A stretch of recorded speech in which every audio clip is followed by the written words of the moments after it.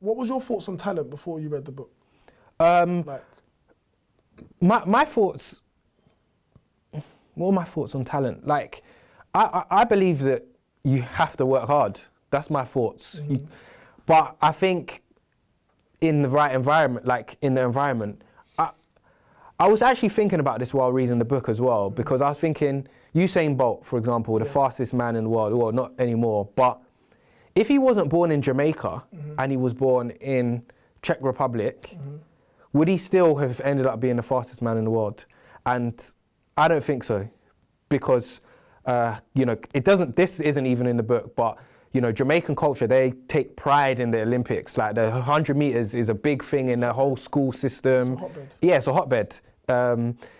It's a big thing in it. So yes, he has the tall, long limbs. Yes, he has the physical ability to be the fastest, but he also needed all of those other elements. So I think there are some elements to being naturally gifted, like with different heights, for example, you'd in theory be better at basketball than me, in theory, if we both went through the same training program in the same environment. But at the same time, if I went through a training program and you didn't, so I'd be better. With talent, do you think talent's the main deciding factor? No, I think the main deciding factor is the environment and the practicing and the learning and the coaching. I think there's so many elements to it.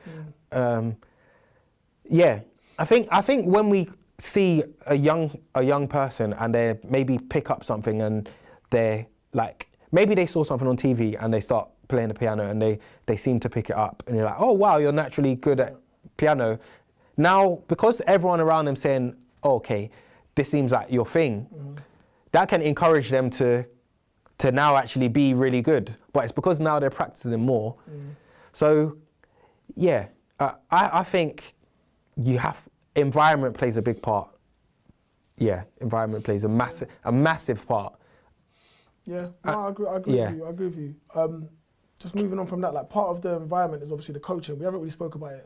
We do need to speak about it a little bit before we wrap up. But they talk about like master coach. There's a lot, man. There's a lot. There's the one about the American. I don't know. There's a lot. There's the American football one right at the end. Yeah, right at the end. Then there's also the one, the coach from Denmark, where I think this is what I liked. Yeah, this is what I liked was talking about. We kind of have this idea of coaches. Let me think of like a football example, like Jose Mourinho, very big, very kind of gregarious, loud, and we kind of think of like people kind of think you might have to live up to that sort of example to be a good coach, but then it's actually the opposite. Yeah.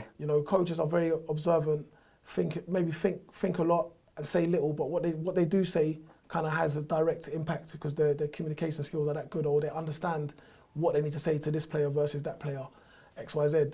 So that was, I think that's, and again, talking about that environment, using like Usain Bolt, I'm sure his coaches along the way, there was a relationship and they understood.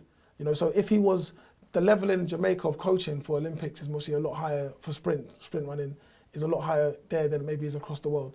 Yeah. So then he's got the right coaches, the right environment. But I think coaching is a really, really important part. Yeah, and I think you touched on it there. One of the key things of what they called the talent whisperers was some of the coaches, they didn't actually say much. No. They gave clear, concise and simple cues to students or to whoever to help them learn. And they didn't necessarily need to, shout every order at them. It was, clear, concise and simple cues.